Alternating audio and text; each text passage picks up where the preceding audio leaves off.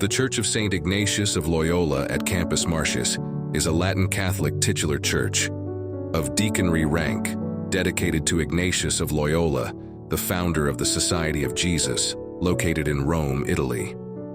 Built in Baroque style between 1626 and 1650, the church functioned originally as the chapel of the adjacent Roman college, which moved in 1584 to a new larger building and was renamed the Pontifical Gregorian University. It is one of the great 17th century preaching churches built by Counter-Reformation orders in the Centro Storico, the others being the Gesù, also of the Jesuits, San Carlo I Catinari of the Barnabites, Sant'Andrea della Valle of the Theatines, and the Chiesa Nuova of the Oratorians. The church has a Latin cross plan with numerous side chapels. The building was inspired by the Jesuit Mother Church, the Church of the Gesù in Rome, finished in the late 16th century. The imposing order of Corinthian pilasters that rings the entire interior, the theatrical focus on the high altar at the rear of the broad eastern apse, the church's colored marbles, animated stucco figural relief, richly ornamented altars, extensive gilding, and bold trompe-l'oeil paintings in the dome at its crossing, and in the nave ceiling, all produce a festive, sumptuous effect. Funds to build a dome were lacking, hence a painter to paint the illusion of a dome was hired. The nave's west wall has a sculptural group depicting magnificence and religion, 1650, by Alessandro Algardi. Algardi also helped design the high reliefs in stucco that run on both lateral nave walls just above the entries to the chapels and beneath the nave's grandiose entablature. Other artworks in the church include a huge stucco statue of Saint Ignatius by Camillo Rusconi, 1728. Saints Aloysius Gonzaga, Robert Bellarmine, and John Birchmans are buried in the church. The church is also the resting place of Bartol Kasich. Andrea Pozzo, a Jesuit lay brother, painted the grandiose fresco that stretches across the ceiling of the nave around 1685. It celebrates the work of Saint Ignatius and the Society of Jesus in the world, presenting the saint welcomed into paradise by Christ and the Virgin Mary, and surrounded by allegorical representations of all four continents. By the skillful use of linear perspective, light and shade, he made the great barrel vault of the nave of the church into an idealized aula from which is seen the reception of Saint Ignatius into the opened heavens.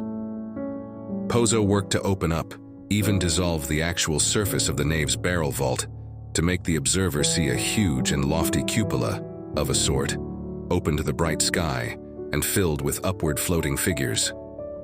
A marble disc set into the middle of the nave floor marks the ideal spot from which observers might fully experience the illusion.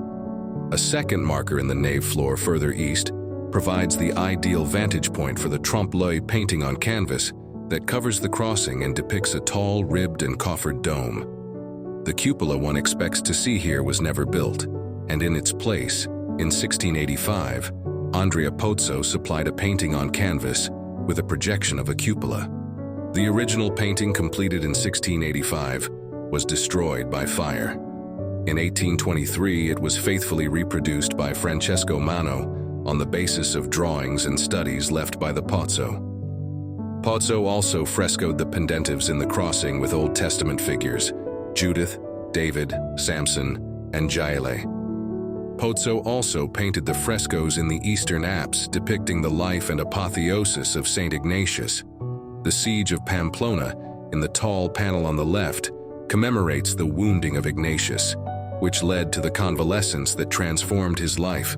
The panel over the high altar, Vision of Saint Ignatius at the Chapel of La Storta, commemorates the vision that gave the saint his divine calling. Saint Ignatius sends Saint Francis Xavier to India, recalls the aggressive Jesuit missionary work in foreign countries. And finally, Saint Ignatius receiving Francesco Borgia recalls the recruitment of the Spanish noble who would become general of the Company of Jesuits.